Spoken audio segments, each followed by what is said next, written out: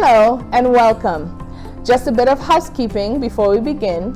If you haven't noticed, the name of the show has changed from The Girl on the Red Couch to Red Couch Chronicles.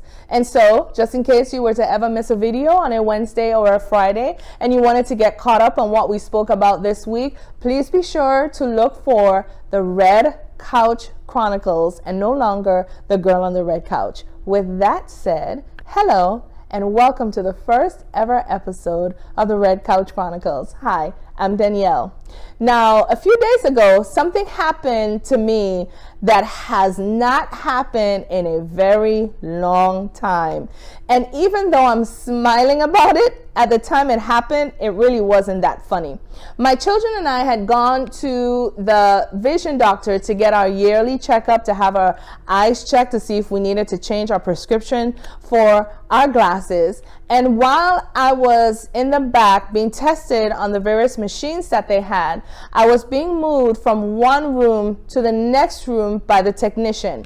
The technician lingered back behind a little bit because she had to get, some reporting done, or I guess maybe documenting some things on my chart. And so she said to me, she turned and she said to me, she said, feel free to go ahead. I'm going to get with you very soon. And so I went ahead, took her invitation, and I walked over to the other room. And no sooner had I got there, of course there was a chair and she had instructed me to sit. And no sooner had I got there and started my descent on the chair, I kid you not, the moment I bent my knees, I knew this was not going to end well. And even while I was having that thought, I was on the floor. The chair went one way, my bag went the other way, my head bumped into a little shelf that they had in the room, and the elbow of the chair hit me right behind in between my two shoulder blades. Talk about pain. Oh my gosh. As the technician heard the commotion, she came over and was in shock, and immediately, of course, she tried to help me. But picture this for a moment. Young girl, no more than maybe 5'2", 5'3" inches tall, this big around, and she's trying to help me up off the floor. It wasn't going to happen. Not that I couldn't get up, not that she couldn't help me, but with the pain that I was in, first I needed a moment to catch myself. Second, I needed a moment to make sure the tears were not going to fall because I was mostly embarrassed. And third, I really wanted my son there to help me. And so I said to her, I said, please do me a favor and go get my son. He's in the waiting room. And no sooner had I asked, she came back, and my son was in the room helping me up off the floor. When I got home, of course, I iced myself, and, of course, it wasn't their fault. It was all my fault. I didn't look to see where I was sitting, so everything was good. I didn't make a report. I was good. Thank God. But when I came home, immediately, I thought about what scripture could I use to deliver or speak about this experience to get a point across.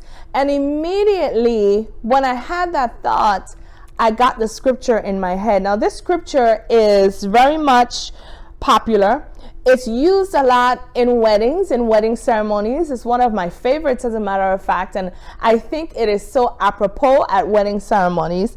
But even in this instant, I thought that it was even more miraculously important. And so let me read for you. Ezekiel 4:9-10 says, 2 are better than 1 because they have a good return for their labor. If either of them falls down, one can help the other up.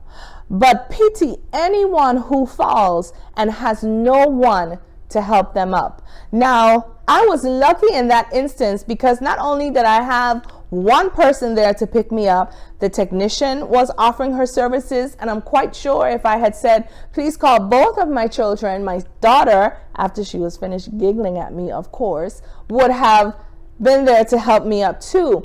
But what I thought was so appropriate with this was, imagine if there was no one to help me. Imagine if the technician was not there. Imagine if my son or my daughter was not there. Now, this is not to say that I would not have been able to get up off the floor, but it would have took me a minute with the shock that I was in, because I felt really hard and all of the pain that I was in. So thank God my son was there. Now, let's take that situation and that scripture and juxtapose it now to another aspect of our lives. As a single woman, single person, I will share that with you. And we all know that a single walking it with Christ is not easy. We know that. There's no bones about it, not making a fuss about it. It's difficult. But I am very lucky to have not one, not two, but a bevy, a multitude of women whom I trust implicitly, women who are also walking that same Christian single walk to uphold me when I fall, if I fall, and not only that, to keep me from falling. And so to you, I ask this question. As a single person, whether you're a single person, female, single person, male, who is it that holds you accountable? As a husband, I ask you, who is it that holds you accountable to your wife?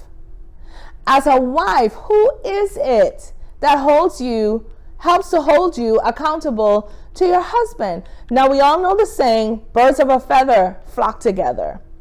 We all know the saying, eagles fly and chickens cluck. What are you doing? Are you flying high? Are you keeping company with like-minded people?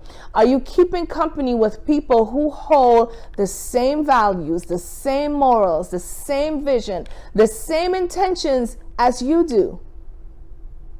Or are your friendship relationships or even accountability relationships skewed or worse, non-existent? Who do you have who will help to pick you up, or even better, keep you from falling? You see, I was thankful that day that my son was there, and my daughter likewise. She would have come if she knew her mom needed her. I was thankful that day for the technician who immediately went into deliverance mode. Oh my gosh, Miss Danielle, let me help you. I am thankful for the group of women, some older than me, some my age, some even younger than me. We can learn from anyone who keep me accountable in my daily single walk. Who do you have that keeps you accountable? Who do you have to ask you the difficult questions? Who do you have that will say to you in love, you shouldn't be doing this, or maybe you should be doing that, or maybe you should apologize, or maybe your behavior was not Christian-like? Who do you have? Please feel free to respond in the comment sections below. I would love to hear from you. Also, please be sure to subscribe to my page. And until next time, I will be here on this red couch waiting to see you again. Thanks.